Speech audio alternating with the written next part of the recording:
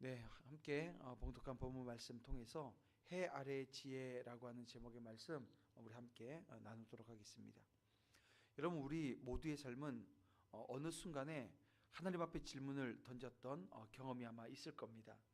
아니, 왜 이런 일이 나에게 일어났는지, 또 하나님은 어디 계신지. 여러분, 이 질문들은 우리가 이해할 수 없는 세상의 문제와 또 고난 앞에서 이 자연스럽게 떠오르게 되어지고 나오게 되어지는 것 같습니다. 오늘 본문에 있는 욥도 그랬잖아요. 그의 고난은 너무나도 크고 깊어서 이 친구들과의 긴 대화 속에서 이 답을 구하려고 했지만 답은 쉽게 나오지 않아요. 오늘 본문에 등장하는 엘리오는 하나님에 대한 지혜를 논하면서 욥에게 교훈하려고 하는 모습을 그 가운데서 보이고 있습니다. 그는 마치 자신이 하나님의 이 대변인인 것처럼 말합니다. 그러나 그 결론은요, 또 아이러니합니다. 자신이 교만하게 주장했던 지혜가 결국 자기 자신을 조롱하는 결과로 이어지고 있기 때문에 그렇습니다. 자, 우리는 이 본문을 통해서 그 진정한 지혜가 무엇인지, 그리고 그 지혜가 우리 삶에서 어떤 의미를 갖게 되어지는지를 이 아침 함께 묵상하고 또 기도하는 자리로 나아갔으면 좋겠습니다. 자, 엘리야의 말은 참으로 화려하고 웅장합니다. 그는 욥에게 이렇게 말을 하지요. 오늘 보면 14절인데요.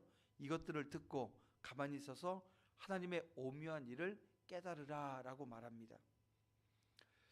이 문장을 보면 얼핏 듣게 되어지면 깊은 경외감을 불러일으키는 듯합니다.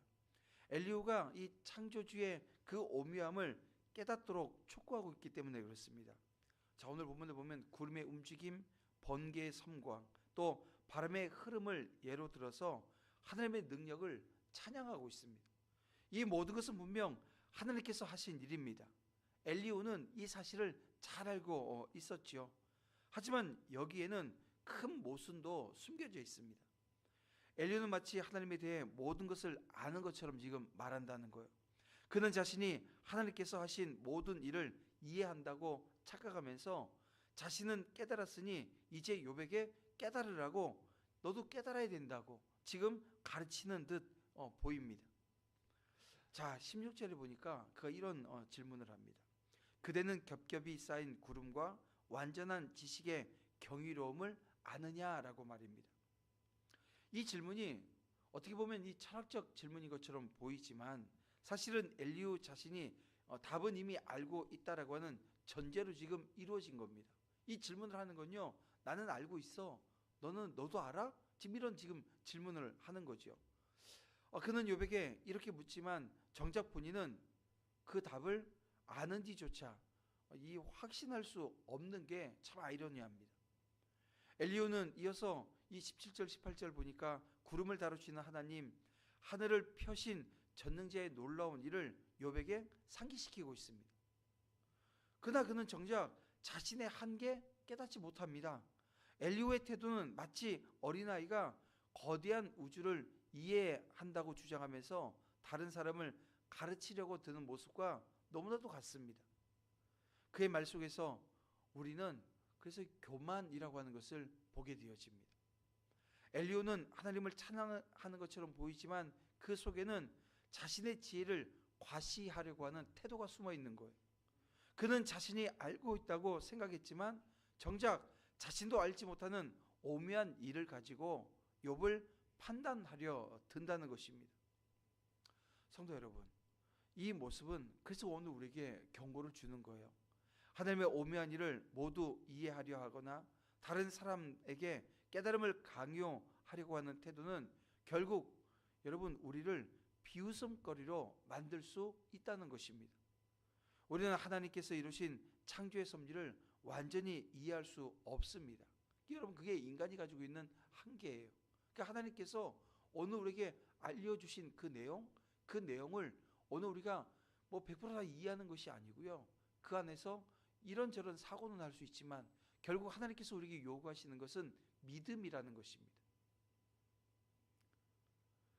우리가 할 수 있는 것은 그분의 그 기이한 일을 경외하면서 겸손히 바라보는 것. 이게 바로 믿음 아닙니까? 이 믿음이 우리에게 필요한 거예요. 욥이 겪었던 이 고난의 깊이를 헤아리지 못한 채 이 엘리후는 그의 아픔을 가볍게 여겼습니다. 그리고 이 자신의 말이 욥에게 유익을 줄 거라는 이 착각을 해요. 이게 그 안에 있는 착각이 그에게 주어진 주게 되어진 확신이었습니다. 그리고 엘리후의 태도는 그를 조롱하게 만들 뿐이었다는 것입니다. 그래서 우리는 이 교훈을 잊지 말아야 합니다. 우리가 이해할 수 없는 하나님의 그 오묘한 일을 마주할 때 우리의 첫 번째 반응이 뭐야 되냐면 겸손이 되어야 합니다. 우리의 지혜로 하나님의 길을 판단하려 하거나 다른 사람의 상황을 가르치려는 교만은 결국 우리의 어리석음을 드러낼 뿐이라는 것입니다. 자, 그런데 엘리후의 말은 여기서 한 걸음 더 나아가게 되어집니다. 그는 19절에서 이런 말을 합니다. 우리가 그에게 한 말을 그대는 우리에게 가르치라. 우리는 아둔하여 아뢰지 못하겠노라 라고 말입니다. 자, 이 말씀 19절 말씀 보면 표면적으로 보게 되어지면 이 말이 겸손한 것처럼 보이지요. 아니 나는 그 우둔해서 난 잘 모르겠어. 이 아둔해서 모르겠으니까 좀 얘기해 줘. 이런 말처럼 들리기 때문에 그렇습니다. 인간은 전능하신 하나님 앞에서 아무것도 할 수 없다라고 하는 것을 이 엘리후가 인정하는 듯 보입니다. 그러나 여기에는 엘리후의 말에는 숨겨진 의도가 있다는 거예요. 그는 욥에게 말하기를 우리가 하나님께 무엇을 말할 수 없다, 우리가 무엇을 말할 수 없다라고 하는 사실을 알지 못한다는 것입니다. 그는 마치 자신은 이 진리를 깨닫고 그리고 이제 욥이 그 진리를 따라야 한다라고 하는 이 주장을 지금 펴는 듯 보이기 때문에 그렇습니다.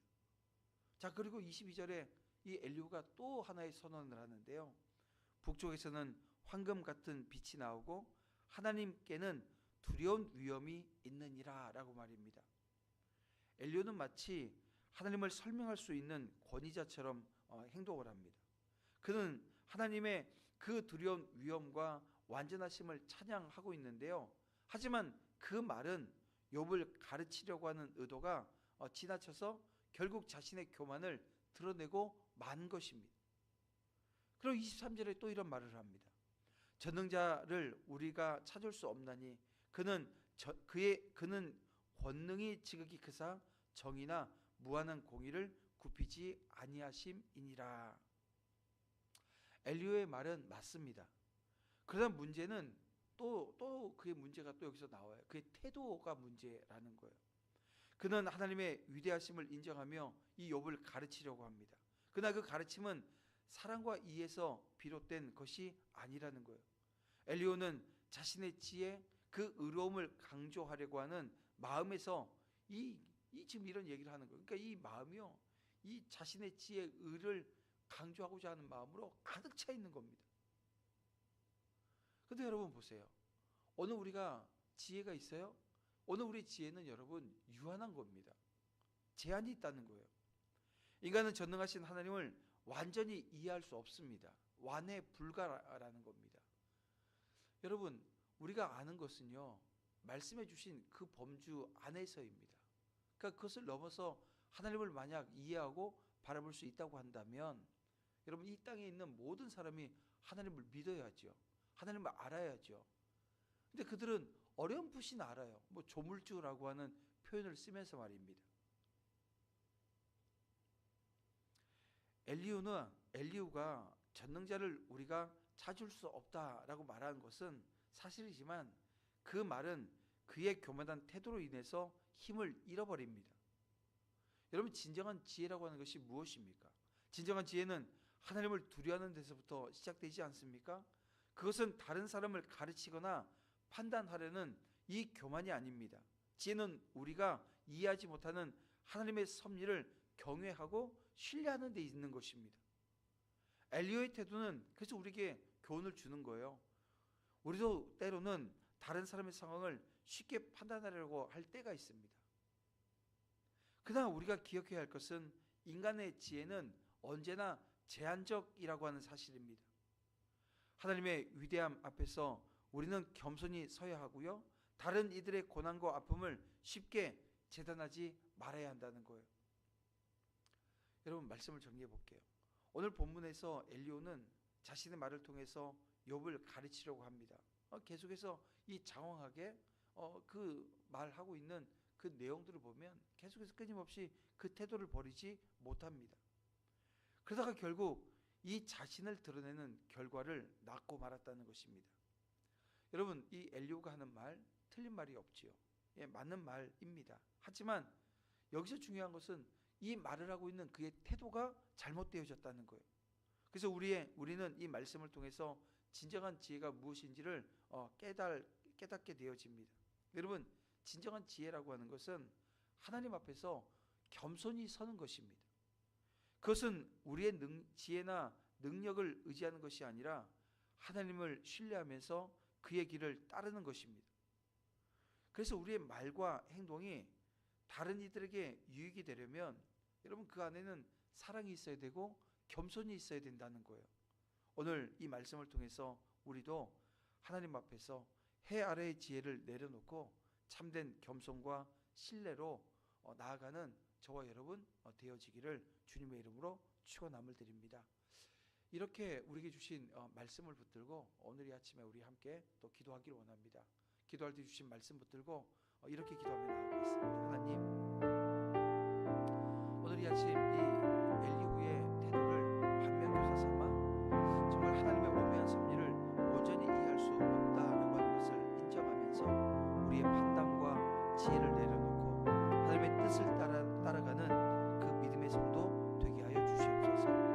고난 속에 있는 이들을 판단하거나 가르치려 하지 말고 사랑과 이해로 그들의 아픔과 그들이 지금 서 있는 그 자리를 공감하기를 원하오니 우리의 말과 행동이 다른 이들에게 위로와 유익을 줄 수 있도록 겸손과 또 사랑으로 채워 주시옵소서. 다 같이